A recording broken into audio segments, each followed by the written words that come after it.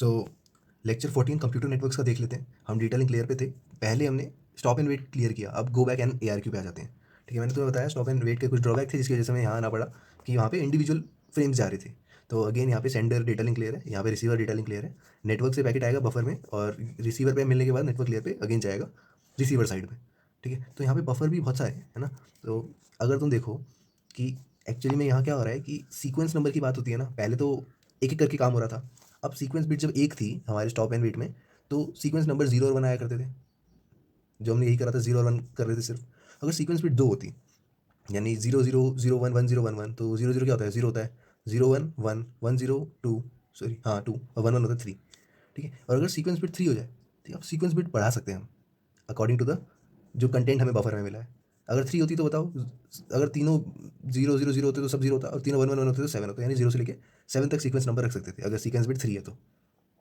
ठीक है, और यहाँ पे कंडीशन होती है कि सेंटर विंडो साइज होगा वो स्मॉलर देन 2m होगा। ठीक है, m मतलब सीक्वेंस बिट। सीक्वेंस बिट जैसे यहाँ पे 3 है, अभी हम 3 वाला केस ही लेके चल रहे हैं।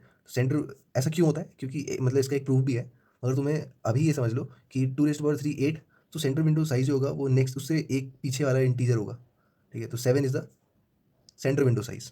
तो हमने यहाँ पे क्या करा, विंडो बनाया 0 1 2 3 4 5 6 7, उसके बाद अगेन 0 1 2 चलेगा, ऐसे करके चलेगा। जैसे 0 1 0 1 चल रहा था हमारा स्टॉप एंड वेट में। ठीक है, तो अब यहाँ पे साइज जो बन चुका है वो सेंटर विंडो साइज के 7 है। तो 0 से लेके 6 तक की क्या होता है, 7 चीज 7 होते हैं, है ना। और SF जो होता है वो मतलब फर्स्ट, और ये ऐसे मतलब नेक्स्ट, है ना। तो अगले अगले को पॉइंट करेगा ऐसे। ठीक है, स्टार्टिंग में पॉइंट करेगा 0 को। अब ये 0 जाएगा फिर 1 जाएगा, ये सब एक साथ सीक्वेंस नंबर है। ठीक है, मतलब ऐसा नहीं है कि हम यही भेज रहे हैं, ये आगे लगने वाला नंबर है जो हम कंटेंट भेज रहे हैं उसके, यानी एक साथ इतने सारे कंटेंट क्यूमुलेटिव फ्रेम। वहाँ पे इंडिविजुअल फ्रेम थे, तो ये सब जाएंगे। आज क्या इसकी 0 की, मैंने बताया कि रिसीवर जो है अपनी साइड से एक एक करके ही लेता है ना, क्योंकि वो इन ऑर्डर चाहता है। आज के 0 की 0 मिल गया, फिर 1 की, तो आगे शिफ्ट होता गया, है ना। और जैसे ही 6 तक पहुंच जाएगा तो नेक्स्ट उसकी रिक्वायरमेंट होगी 7 की, तो एक्नॉलेजमेंट 7 आ जाएगा। ठीक है, क्योंकि अभी इसको 7 चाहिए, तो यहाँ गए और यहाँ से 7 से आगे के क्यूमुलेटिव फ्रेम्स भेजना शुरू हो जाएंगे, तो नेक्स्ट उसकी रिक्वायरमेंट होती है। ठीक है, अगर तुम यहाँ पढ़ो कि SF will indicate where does the window will start. SF यानी विंडो स्टार्ट कहाँ से हुई, and SN will indicate where does the next window will start. तो यहाँ पे नेक्स्ट विंडो कहाँ से स्टार्ट हुई। ठीक है, in go back ARQ it support cumulative frame and cumulative acknowledgement. Cumulative way में ये सपोर्ट करता है। ऐसा नहीं कि अगर हम इंडिविजुअल डालें तो दिक्कत हो जाएगी, नहीं दिक्कत तो नहीं है, और क्यूमुलेटिव बेटर है ना। Based on the acknowledgement number that is received on the centre side, centre side में जो रिसीव होगा, SF will point to the that position so that the number of outstanding frame will be decrease. यानी जैसे ही ये sender है, ये receiver है, acknowledgement number 7 receive हुआ, तो नेक्स्ट इसका क्या हो जाएगा, SN पॉइंट होगा कहाँ पे, SF will point to the that position. ठीक है, अब SF यहाँ से उठ के यहाँ आ गया क्योंकि एक्नॉलेजमेंट 7 की भेजी। ठीक है, यहाँ लिखा है SF will point to that position so that the number of outstanding frames will be decrease. जैसे कि आउटस्टैंडिंग फ्रेम का नंबर कम हो जाए। आउटस्टैंडिंग फ्रेम क्या होते हैं कि outstanding frame indicate the frames that are transmitted on the channel and waiting for their status और एक्नॉलेजमेंट। जो ट्रांसमिट चैनल पे हो चुके हैं और अपने स्टेटस और अपने एक्नॉलेजमेंट का वेट कर रहे हैं। जैसे शुरू में तो 0 ही होगा ना, तो बाकी सारी आउटस्टैंडिंग है, फिर 1 आएगा, फिर 2 है ना। तो एक बार चढ़ तो गए हैं ये, मगर अपना वेट कर रहे हैं।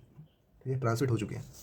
अब देखो, अब यहाँ पे विंडो साइज़ का चक्कर पड़ता है। मैंने यहाँ पे तुम्हें बताया कि सेंटर विंडो साइज़ हमेशा स्मॉलर देन 2m होगा। m जो है सीक्वेंस बिट है, तो यहाँ पे 3 थी, है ना, जो इस पर्टिकुलर केस में लिया हमने।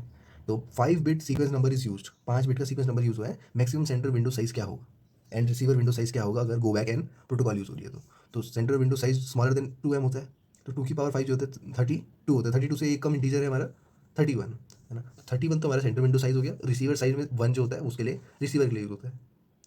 ठीक है, मैंने बताया था कि सीक्वेंस जब इन दोनों का सम करेंगे तो 32 आ रहा है ना। 2 पावर m क्या है, सीक्वेंस बिट है पावर में, और 32 तक जाएगा ये।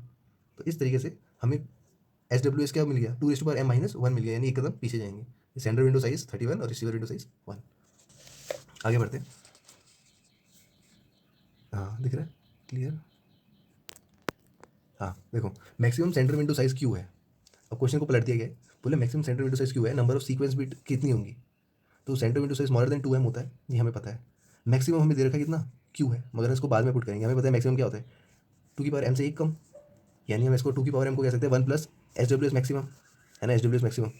और m को हम कह सकते हैं कि log base two 1 plus SWS maximum. Question में एक SWS मैक्सिमम कितना दे रखा है, क्यों दे रखा है सर मैं, तो इसका मतलब ये है कि अगर कोई भी हमें दे रखा होगा, लेट्स से कि सेंटर विंडो साइज मैक्सिमम हमारा 15 दे रखा है, तो हम इस फॉर्मूले में डाल देंगे या अपनी तरफ से दिमाग लगा लेंगे कि 15 + 1 16 होता है, यानी हमारा 2⁴ हो जाएगा, 4 नीचे आके, है ना। तो इस तरह से क्वेश्चन हो सकते हैं या बीच में एप्लीकेशन आ सकती है, अभी दिखाएंगे कैसे आ रही है। ये क्वेश्चन इंटरेस्टिंग है कि मैक्सिमम सीक्वेंस नंबर गो बैक ARQ में k है, मैक्सिमम सेंटर विंडो साइज क्या होगा।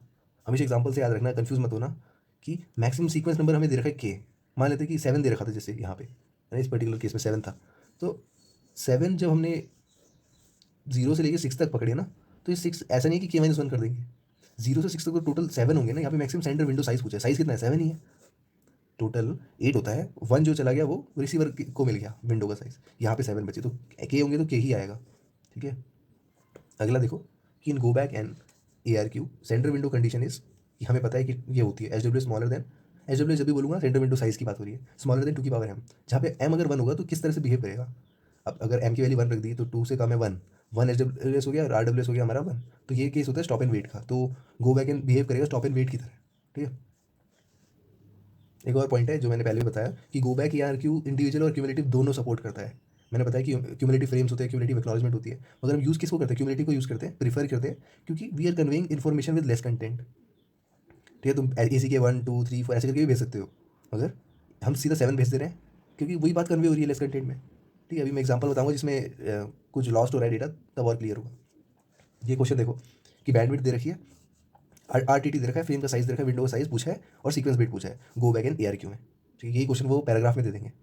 तो 1 सेकंड में MBPS है ना, तो 1 सेकंड में M मतलब 6 7 8 10 की पावर 8 बिट्स है, कितना RTT है 500 माइक्रो सेकेंड का, तो इसमें कितना कितना जाएंगे 500 नहीं 50 माइक्रो सेकेंड, तो 50 into 10⁻⁻6 into 10⁻8 that is 5000 bits जो होंगे ट्रैवल होंगे। तो विंडो का साइज होगा हमारा total bits that is 5000 upon में फ्रेम साइज, फ्रेम का साइज कितना है तो 200 आ गया। अब पता है विंडो साइज अगर 200 है तो सीक्वेंस बिट कितना होगा, खुद सोचो कि 200 से ज़्यादा 2 क्या हो सकता है 256, 2 8, तो नंबर ऑफ सीक्वेंस बिट क्या आ गया 8 आ गया। या तो तुम ऐसे सोच लो कि 127 7 पे होता है दैट इज कम, ज़्यादा जाना है तो 256 चले जाओ 8 पे, या फिर डायरेक्टली ये फॉर्मूला देख लो, ठीक है। लॉग बेस टू 1 + क्यू, ठीक है। जब तुम यहाँ डालोगे 201 लॉग का बेस 2 पे आएगा 7.6 समथिंग, है ना, दैट इज अपर वैल्यू 8। ये 2 ही पेज हो रहे हैं, ज़्यादा नहीं है आज। हाँ, तो इन स्लाइडिंग विंडो प्रोटोकॉल हमें, मैंने ये भी बता दिया तुम्हें कि हम हमेशा रिसीवर विंडो साइज होते हैं हमेशा 1 लेते हैं, ठीक है। किस केस में, गो बैक में, स्टॉप एंड वेट, अभी हमने दोनों केस देखे, दोनों में रिसीवर विंडो साइज 1 लिया, तो इसका मतलब ये है कि वो हमेशा इन ऑर्डर फॉर्म में एक्सेप्ट करेगा ओनली, यानी अगर यहाँ से 0 गया और 0 ही चाहिए था, 1 गया 1 ही चाहिए था, ठीक है। नेक्स्ट के लिए बता रहे हैं तो 1 आया 1 ही चाहिए था, और देखिए 0 1 2 यानी सीक्वेंस में इन ऑर्डर को एक्सेप्ट कर रहा है, इसलिए हमारा साइज 1 है। सेकंड केस 2 देख लेते हैं कि नेटवर्क लेयर से पैकेट आया, अब यहाँ पे हमारे पास सेम चीज़ है, सेम सिनेरियो, विंडो साइज हमारा 7, 0 से लेकर 6 तक, तब चीज़ें जाना शुरू हुई 0 1 2 3 4 5 6, ठीक है। ट्रांसमिशन फेज में तो क्या हुआ कि कुछ चीज़ें लॉस्ट हो गई, लेट से 2 लॉस्ट हो गया, 4 लॉस्ट हो गया। अब इसकी रिक्वायरमेंट थी 0 की, तो 0 तो पहुँच गया, ठीक है, आगे बढ़ेगा 2 पे 1 पे आएगा, ठीक है, 1 भी मिल गया, 2 पे देखेगा 2 है ही नहीं। अब 2 है नहीं तो क्या होगा, इसको चाहिए 2, बिना उसके तो रिसीव करेगा नहीं, मतलब ये सब नंबर रिसीव नहीं हो रही। ये मैंने अगेन बोलता हूँ, ये सिर्फ सीक्वेंस नंबर है, इसके पीछे जो स्लैश के बाद डेटा है वो एक्चुअल में यूज़ होता है। ये तो जस्ट एक सीक्वेंस प्रोवाइड करने के लिए कि डेटा किस सीक्वेंस में आ रहा है। अब 2 है नहीं तो 3 आ गया, 3 बोलेगा नहीं भाई मुझे तो 2 ही चाहिए, 4 तो है ही नहीं, 4 पहुँचेगा ही नहीं, 5 पहुँचेगा मुझे तो 2 ही चाहिए, 6 पहुँचेगा मुझे तो 2 ही चाहिए, तो एक्नॉलेजमेंट 2 की जाएगी। और जैसे इसको दिखेगा एक्नॉलेजमेंट सिर्फ 2 की आई, यानी 2 से डेटा भेजना शुरू करना है, तो 2 3 4 5 6, तो बाकी 2 से डेटा 6 तक भेज दिया पूरा, यानी तुम बोलोगे ये तो 7 थे, साइज़ तो 7 था विंडो का, 5 ही क्यों भेज रहे हो, है ना। अभी बताता हूँ। तो यहाँ पे हम जैसे हमने दोबारा भेजा, अब प्रॉपर एक्नॉलेजमेंट 7 का मिल गया, ठीक है। तो हुआ क्या कि इन केस ऑफ गो, अभी वो वाला पॉइंट है नीचे, ठीक है, मैं उस समय एक्सप्लेन करता हूँ, यही वाला सेकंड वाला। In case of go back and ARQ if the frame is lost, अगर फ्रेम लॉस्ट हो जाती है then the frame as well as the following frame should be retransmitted, यानी वो फ्रेम जो लॉस्ट हुई है ना, एक्नॉलेजमेंट 2 का आया, 2 लॉस्ट हुई थी, तो वो फ्रेम और साथ में उसके अदर फ्रेम भी रिट्रांसमिट होगी। Once the sender got acknowledgement 2, sender को एक बार एक्नॉलेजमेंट 2 मिल गया, then the number of outstanding frame will become only 5, ठीक है। आउटस्टैंडिंग फ्रेम यानी जो बीच में ट्रांसमिट हो रहे थे, मैंने बताया था आउटस्टैंडिंग फ्रेम अभी, है ना, will become only 5 at the cost if new frame are not readily available, मतलब नए फ्रेम अगर अवेलेबल नहीं है ना तो सिर्फ 5 ही यूज़ होंगे। If new packets are readily available, मान लेते हैं कि नए पैकेट भी वेट कर रहे हैं, ठीक है, बफर में कंटेंट है इतना, then you can shift the window and again you can send 2 से लेकर 6 अलॉन्ग विद 7 एंड 0, है ना, 5 तो यही हो गए, साथ में 7 और 0 यानी 6 7, टोटल हमारे पास विंडो साइज 7 का है ना। अब उस टाइम पे मान लो एक्नॉलेजमेंट 2 आया, उस समय पे बाकी रेडी ना हो तो 5 ही भेजेगा वो, वरना मैक्सिमम हमारे 7 भेज सकता है ना, तो 7 0 कैन ऑल्सो बी कम, ठीक है, यही बोल रहा है, but can not send more than 7 क्योंकि मैक्सिमम विंडो साइज 7 का है। ये बात क्लियर होती है। आखिरी ये नोट देख लो एक बार कि इन case of go back and ARQ specially for noisy channel, ठीक है। अब ड्रॉबैक डिस्कस हो रहा है कि हम अगली प्रोटोकॉल क्यों पढ़ने वाले हैं, ठीक है, आगे कोई और प्रोटोकॉल क्यों पढ़ेंगे, क्योंकि नॉइजी चैनल में क्या होता है, there are more number of retransmit, so overall utilization will decrease. कैसे रीट्रांसमिट ज़्यादा होना शुरू हो जाते हैं, ठीक है। अगर तुम यहाँ देखो 0 1 2 3 4 5 भेजा गया, ठीक है, मैंने एरो लगा रखा है, नहीं इधर भेज रहे हैं सेंटर से रिसीवर में, 1 लॉस्ट हो गया क्योंकि नॉइजी चैनल है, अनरिलायबल है। 1 लॉस्ट हो गया तो क्या होगा, 1 से भेजा जाएगा 2 3 4 5, 2 लॉस्ट हो गया, 2 3 4 लॉस्ट हो गया, 4 5 भेजा गया, 5 लॉस्ट हो गया, 5 फिर से भेजा। तो देख लो एक ही बार जो काम होना चाहिए था वो रीट्रांसमिट लग गया उसको 4 अलग से, है ना। तो नॉइजी चैनल में क्या होता है, यूटिलाइजेशन डिक्रीज हो जाती है, ठीक है, क्योंकि लॉस्ट होता जा रहा है। 2 क्वेश्चन देख लेते हैं, काम खत्म करते हैं। बड़े अच्छे क्वेश्चन है, मतलब तुम्हें बताया जाए एप्लीकेशन मिल जाती है तो क्वेश्चन तो वैसे ही अच्छे होते हैं क्योंकि पेपर में वही आने वाले हैं, ठीक है। फ्रेम दे रखा है 1000 बिट का, आर सेंड ओवर 10 की पावर 6 BPS या 1 MBPS, है ना। ड्यूप्लेक्स लिंक का, ड्यूप्लेक्स क्या होता है भाई, देखो एक बात बता दूं, यहाँ ड्यूप्लेक्स लिखा है, यहाँ लिखा है ऑलवेज पिकी बैट, है ना। ये सब हम डिस्कस कर चुके हैं प्रीवियस वीडियो में, अगर स्पेसिफिकली बताऊँ तो लेक्चर 8 में, तो जाके देख लो और रिवाइज करते रहो, है ना, जो हम देख रहे हैं। जैसे हम अभी तुम्हें ये दिख रहा होगा, मैं बोल रहा हूँ तो तुम नोट भी कर सकते हो, क्वेश्चन को अपने हाथ से लिखोगे तो याद रहेगा। Frames of 1000 bits are sent over 10 या 1 MBPS duplex link between 2 host. Propagation time दे रखा है, PT दे रखा है, ठीक है, 25 मिलीसेकंड। फ्रेम ट्रांसमिट होगा इस लिंक में, maximum pack them in transit, ठीक है, मतलब वही window size within the link. What is the minimum number of bit, यानी L के फॉर्म में बताने हैं, वही बोल रखा है। That is required to represent the sequence number distinctly, sequence number बताने यानी L जो है वो सीक्वेंस नंबर है। अज्यूम करना है gap need to be given between transmission of 2 frame, ना टाइम लगेगा ट्रांसमिट होने में, यानी सबका वेट हो रहा है। देखो बैंडविड्थ इक्वल टू 10⁻6 BPS है, ये 1 सेकंड में 10⁻6 बिट्स ट्रैवल होती है। प्रोपोगेशन टाइम क्या है, 25 मिलीसेकंड का। अच्छा ये प्रोपोगेशन टाइम, ट्रांजिशन टाइम, ये सब नहीं आते तो अगेन लेक्चर 8 में है, ठीक है। यहाँ पे तो मैं रेफर कर दूंगा। प्रोपोगेशन टाइम यानी जो बीच में ट्रैवल हो रहा है ना उस समय। ट्रांसमिशन टाइम होता है जब वो लिंक तैयार होता है, बस में बैठते हैं सब, फिर जब बस चलती है तो प्रोपोगेशन टाइम होता है, बस में बैठने को ट्रांसमिशन टाइम कहेंगे, ठीक है। एनीवेज यहाँ पे हमें प्रोपोगेशन टाइम 25 मिलीसेकंड दे रखा है, यानी इस प्रोपोगेशन टाइम में हमारे पास कितने बिट्स मिलेंगे, 10⁻6 ये आ गया हमारा बैंडविड्थ का, और 25 इंटू 10⁻3, तो टोटल 25 इंटू 10⁻3 बिट्स। अब विंडो साइज जो होगा वो कितना फ्रेम, मतलब फ्रेम ऑफ बिट 1000 बिट्स से जा रही है ना, तो विंडो साइज हमारा हो गया 25 into 10⁻3 upon 1000, that is 25 frame. Frame कितने का विंडो साइज हमारा हो गया 25 फ्रेम का, जैसे वहाँ पे 7, हम 7 फ्रेम का ले रहे थे, है ना, तो इसका मतलब समझ में आता है 25। हम ऐसा तो कर नहीं सकते, 16 2 की पावर 4 होता है 16, सही है। हमें चाहिए 2 ज़्यादा, उसी से तो कम होगा ये, तो 16 के बाद 5 आता है, यानी मतलब 2 4 के बाद 2 5 ट्राई करते हैं, हाँ तो 32 में जो है ये सेट हो जाएगा मामला, है ना। कम नहीं होना चाहिए, ज़्यादा भले कितना हो जाए, इतना भी ना हो कि वेस्ट हो जाए, मगर इससे कम तो हो नहीं पा रहा है। तो सेंटर विंडो साइज हमारा 25 की जैसे 32 लेना पड़ा हमें, 2 32 होता है 5, 2 5, सेंटर विंडो साइज 31 हो गया, और रिसीवर विंडो साइज हमारा 1 हो गया, यानी हमारे बिट्स जो लगे, नंबर ऑफ मिनिमम बिट्स कितने रिक्वायर्ड हुए, 5 बिट्स, तो इसका आंसर हो गया D 5। क्लियर।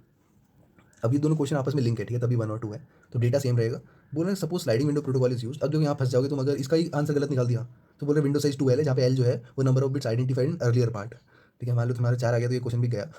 तो सपोज करते हैं कि स्लाइडिंग विंडो प्रोटोकॉल यूज हो रही है, विंडो साइज है 2L, जहाँ पे L नंबर ऑफ बिट जो है पहले ली थी, यानी 2/5, तो विंडो साइज जो होने वाला है 32 फ्रेम होने वाला है। क्लियर। अब बोल रहे हैं कि L is the number of, अच्छा ड्यूप्लेक्स में क्या होता है मैं बताना भूल गया था, वैसे तुम पढ़ लेना कि दोनों साइड से डेटा ट्रैवल होता है। और पिगी बैक मतलब जैसे बोल रहे earlier part and acknowledgement are always piggyback, यानी उस डेटा के साथ में ही एक्नॉलेजमेंट भी ट्रैवल करेगी, दोनों साइड से ट्रैवलिंग हो रही है, ठीक है। After sending 12 frame what is the minimum time sender will have to wait, तो यहाँ पे वेट कितना करना पड़ेगा सेंडर को फॉर नेक्स्ट ट्रांसमिशन। तो पहली बात तो हम क्या करते हैं, ट्रांसमिशन टाइम निकाल देते हैं।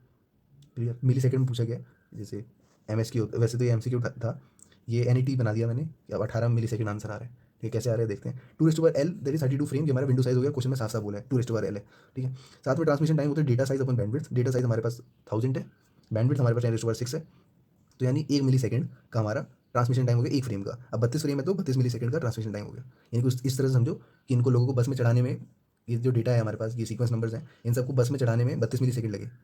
ट्रैवल टाइम क्या है 25, तुम्हें समझ में आया कि हम 25 फ्रेम है ना, विंडो साइज हमारे पास 25 है, तो ट्रैवल टाइम क्या हो गया, सॉरी विंडो साइज नहीं, प्रोपोगेशन टाइम हमारे पास अगर 25 मिली सेकेंड है, प्रोपोगेशन मतलब वो बस के जाने का समय और बस के आने का समय।